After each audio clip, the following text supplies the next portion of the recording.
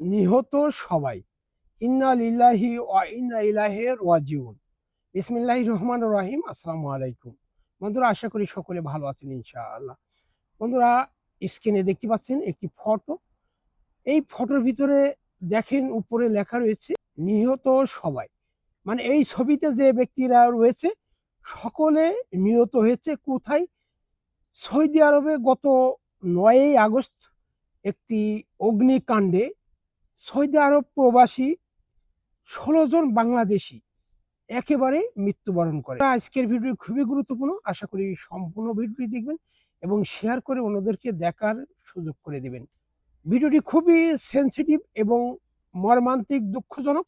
দেখতে পাচ্ছেন ছবিতে যে একই সাথে কাজ করে একই ফ্যাক্টরিতে ১৭ জন বাংলাদেশি সৌদি আরব প্রবাসী সুপার ফ্যাক্টরিতে, যেখানে সুপার বানায় বা সুপার সেট বানায়, সেই ফ্যাক্টরিতে ৯ই আগস্ট অগ্নিকাণ্ড হয় এবং অগ্নিকাণ্ডে ১৭ জন প্রবাসীর ভিতরে ১৬ জন মারা যায়। একজন আল্লাহর রহমতে, আল্লাহর কুদরতে এবং তার আয়ু ছিল বলে সে জানে বেঁচে যায়।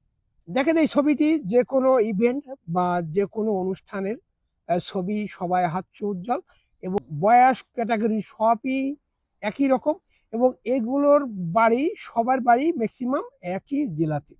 বন্ধুরা, আপনারা আরেকটি ফটো দেখেন। সৌদি সুপা কারখানা ভয়াবহ অগ্নিকাণ্ডে ১৭ জনের মধ্যে ১৬ জন বাংলাদেশি প্রবাসীর মৃত্যু। নাটোরের ১৩ জন শ্রমিক কেউই বেঁচে নেই। এখানে ১৭ জনের ভিতরে নাটোরেরই ১৩ জন, ১৬ জন মারা গিয়েছে, একজন জানে বেঁচে গেছে। কারণ সেভ করতে বাহিরে যাওয়াই, অলৌকিকভাবে বেঁচে যাওয়া একমাত্র হাবিবুর রহমান। যে ব্যক্তি জানে বেঁচে গেছে এই ব্যক্তির নাম হাবিবুর রহমান। আপনারা নিচেই দেখতে পাচ্ছেন সাক্ষাৎকার দিচ্ছে। ১৬ জনের ভিতরে ১৩ জন নাটোরের, একই ফ্যামিলিতে ২ জন।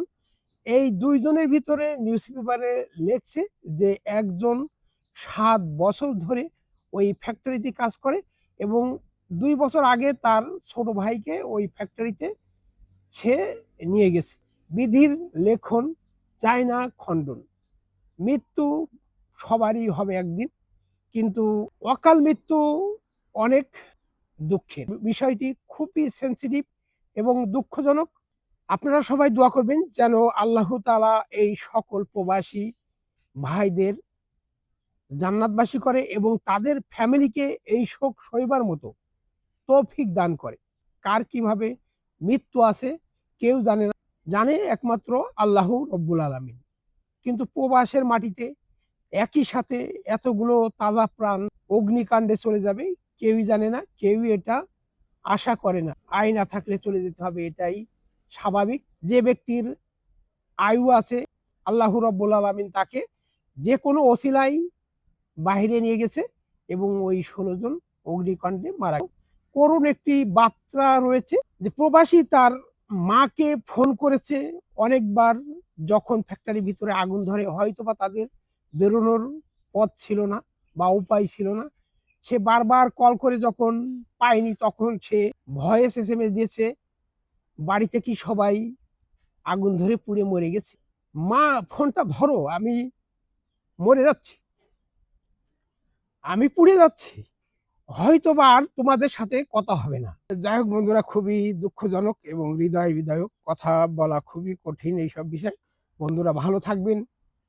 কর্মক্ষেত্রে অবশ্যই সেফটি মেনে কাজ করবেন, কারণ safety more important our life. সবাই সুস্বাস্থ্য এবং দীর্ঘায়ু কামনা করে শেষ করছি।